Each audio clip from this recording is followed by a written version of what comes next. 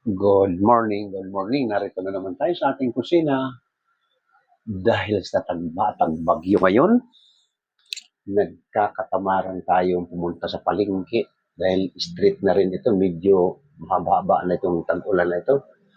4 days ba o 5 days na? Maraming baha. So ngayon, marami tayong stock na dilata sa bodega natin. Tamad tayo lumusong sa baha. Baka listerosis tayo. Kaya ang gagawin natin, dilata na lang.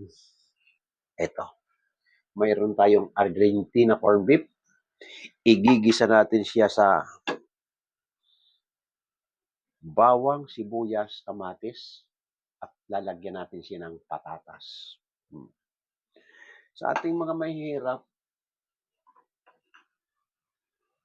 ibang style natin sa mahirap at sa mayayaman. Sa mayayaman ay breakfast lang yan. Pang-breakfast lang yan, dilata.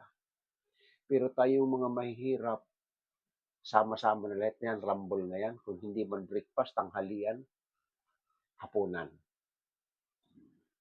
Pero ang style natin dito, kasi ang corned beef, pag ginisa mo at hinalo mo ng hinalo, malapsa. Para sa akin na malapsa. Ang style ko rito, igigisa mo muna ang kamatis, bawang, sibuyas, kamatis, at isabay mo na yung patatas. Pag naluto na yung patatas, titimplahan mo ngayon at isunod mo ngayon ang corned beef. Takpan mo, isang kulo lang, isang halo. Okay na. Malasa ang last. Para sa akin, malasa. Pero pag sinabay mo sa paggisa ng kamatis, bawang, sibuyas, at nauna sa patatas siya, matigas pa yung patatas, malapsa na yung corned beef. Kaya, yun ang pagkakaiba. Okay, sisimulan na natin. Unang gawin muna natin ay bawang.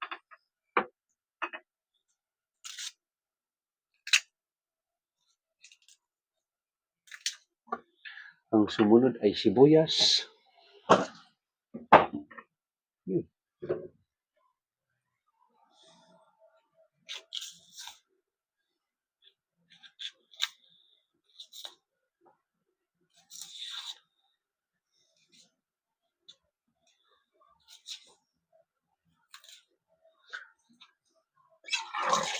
Ngayon na sa iyo na yan kung anong choice mo na gusto mong ilagay na gulay sa gisadong corned beef.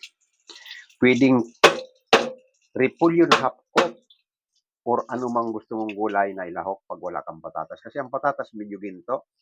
Pag nagtitipid tayo, katulad ng repolyo, matipid yun. Kangkong. Ayan. Matitipid yan.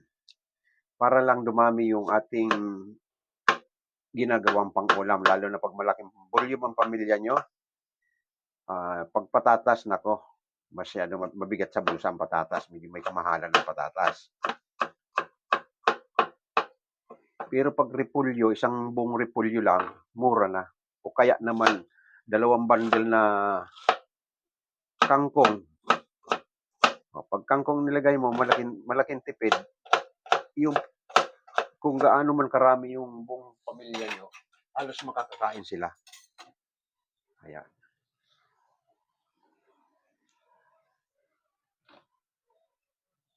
Igigisa na natin, lagyan natin ng oil.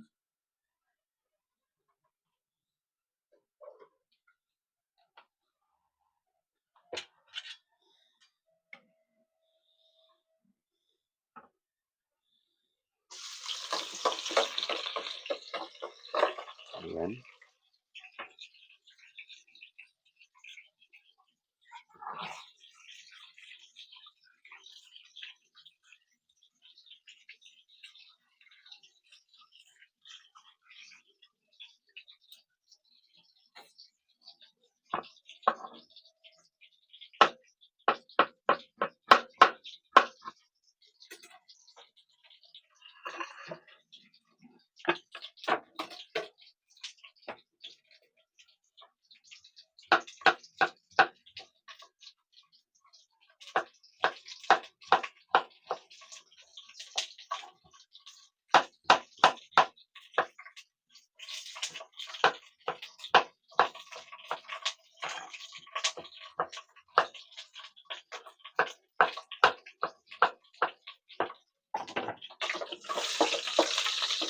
Ayan, brown na yung ating bawang.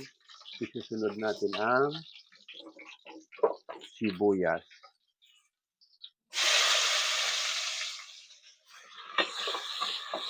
Ayan.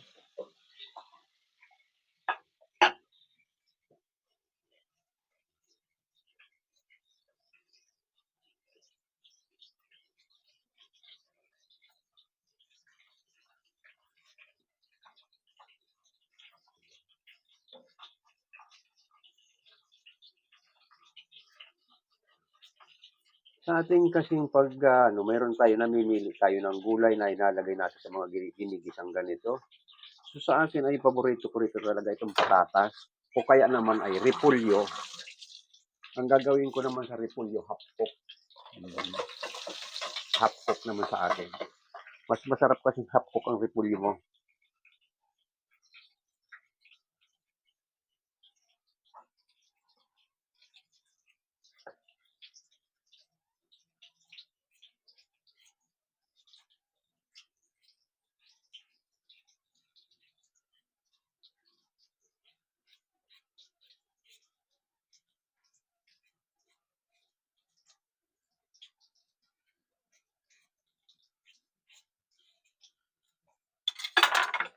Isunod natin ang kamatis. Brown na yung bawang sibuyas. Sunod natin ang kamatis.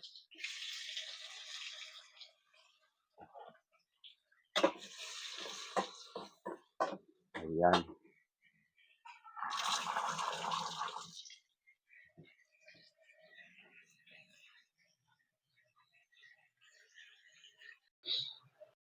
Sabi ko, taga saan ka?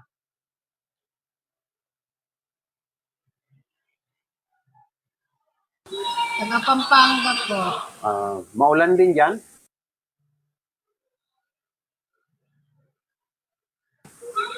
Ayan, nagluluto ako ngayon. Nag-gis ako ng corned beef kasi tag-ulan nga. Mahirap mapunta sa palengke. Kaya mag-taste ng dilata.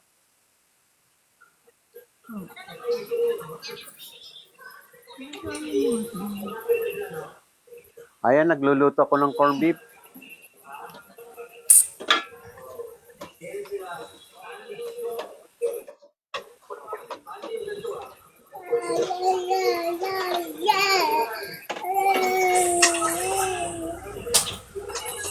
Ano yan, bibidong, madre?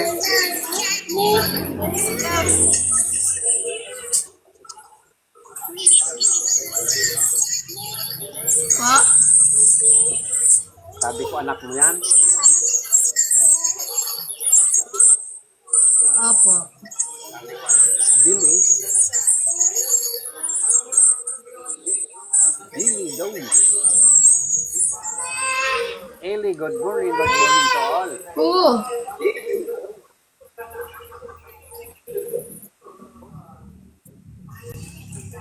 Ano po? Ayan, ayan, wala umiiyak. Gusto kay mami. Gusto sumali si mami sa Facebook o sa TikTok. Hi. Morning, morning. Good morning, baby. Morning, morning. Gusto mo pala sumali sa TikTok? Morning daw, baby. Gusto niya sa TikTok.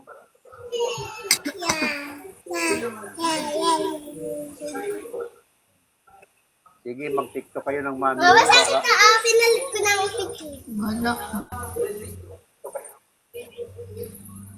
Mayroon akong live cooking. Nagla-live cooking akong MWF. Tutorial cooking para sa ating mga kabataan para matuto magluto.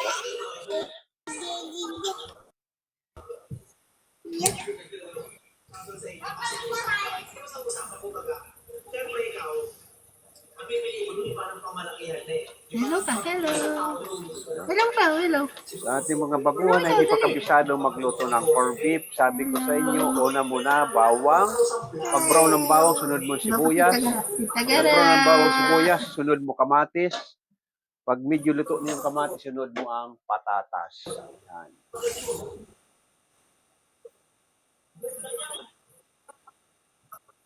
Ay,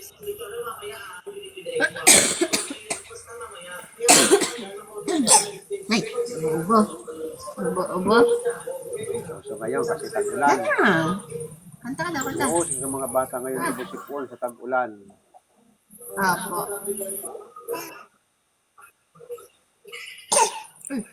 Mhm. Inuubos din eh. Uy. Ubo. Ubo, Pimpin?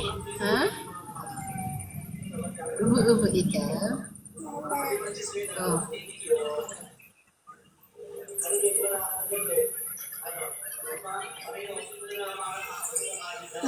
Ni. Hello ikaw. Hello. Hello. Ikaw. Hello. Iya, iya. Hello. Iya. Iya.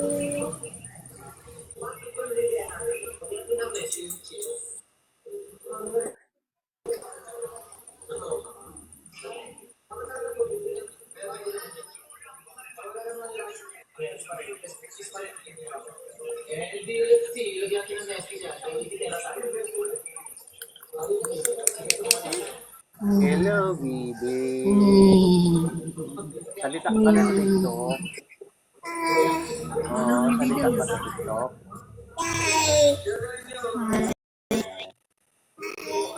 Ayun. Winner si mami mo. Winner talo. Rematch natin, rematch.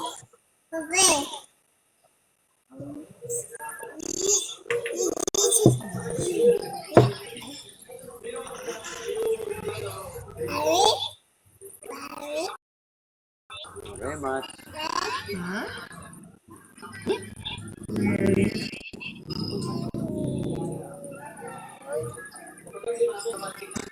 Wala pa akong followers.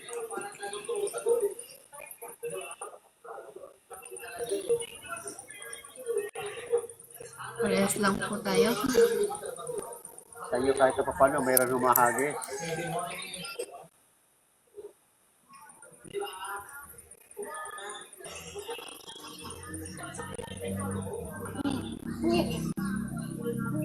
Hello.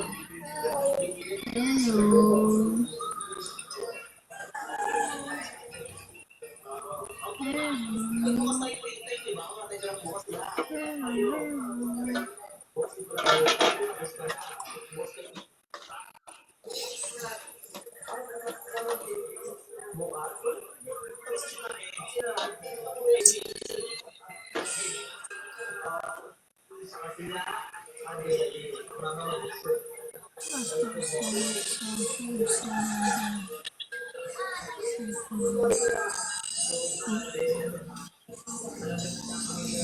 Bumisip na.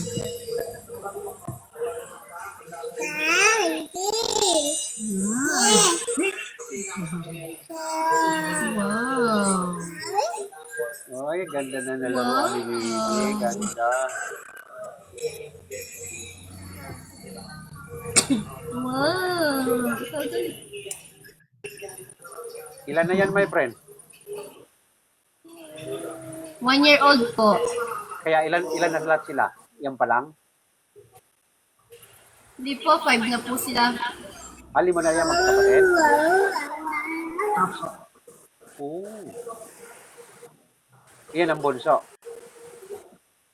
Apo.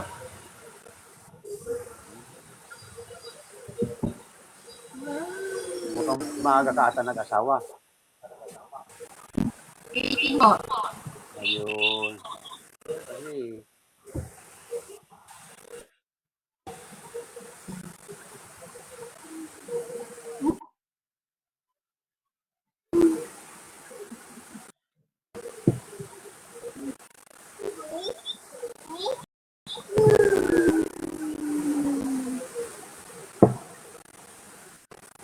Taas na pala.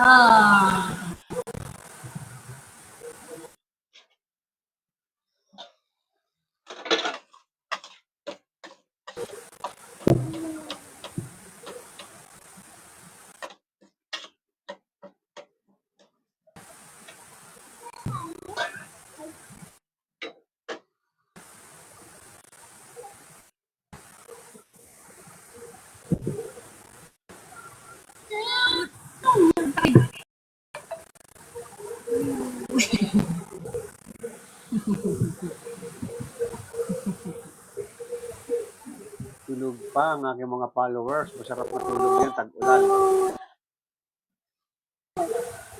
Galing ah.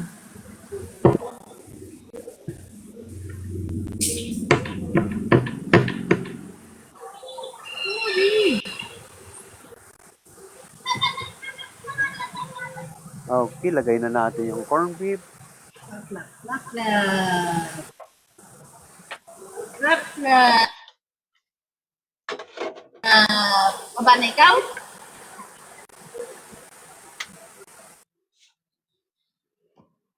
Nice ka.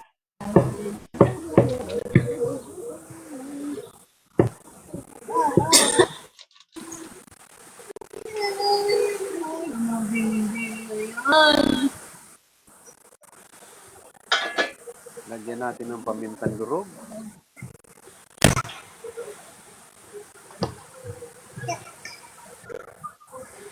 Lagyan natin ng kaunting asin.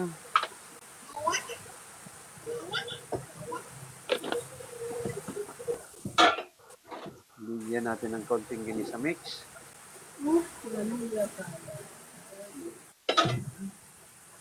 At saka natin ihalo. Ayan. Ito. Luto na yung ating corned beef. Ayan.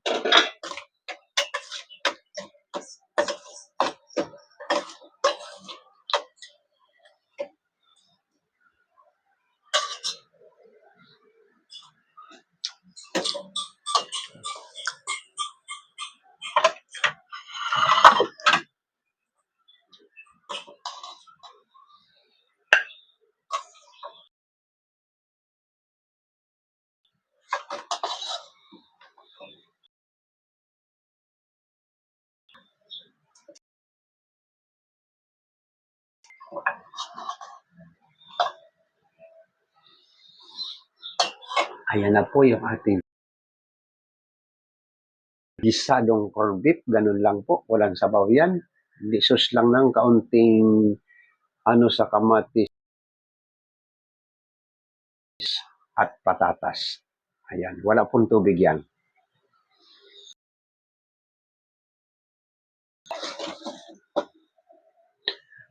Ganun lang po ang ating gisadong corned beef. Kaya sa ating mga baguhan na hindi pa masyadong kabisado magluto ng corned beef, ganun lang po kadali ang pagluto ng ating corned beef. Ayan. Sabi ko nga ngayon, dahil tag-ulan, kakatamaran pumunta ng palengke, titingnan na lang ang budiga kung anong stock. Ayan, maraming dilata. Mahirap naman na kainin mo direkta na hindi mo luluto ang dilata. Kaya karamihan talaga yan, niluluto, ginigisa. Yung iba naman nakikita ko yung pinapainit lang. Mas maganda yung lagyan mo ng gulay para kumbaga sa may kaunting benefit na kumbaga fresh vitamins ang makukuha mo ng iyong katawan. Katulad ng vegetables, katulad ng sibuyas, kamatis. Ayan. At least magkakaroon ng magandang vitamina yung dilata mo kaysa papainit mo na lang. Okay, tapos na yung ating live cooking. Huwag lang natin kalimutan pindutin ang subscribe button at like. Maraming salamat sa aking mga taga-subaybay sa aking tutorial live cooking. Okay, bye-bye sa inyo dyan.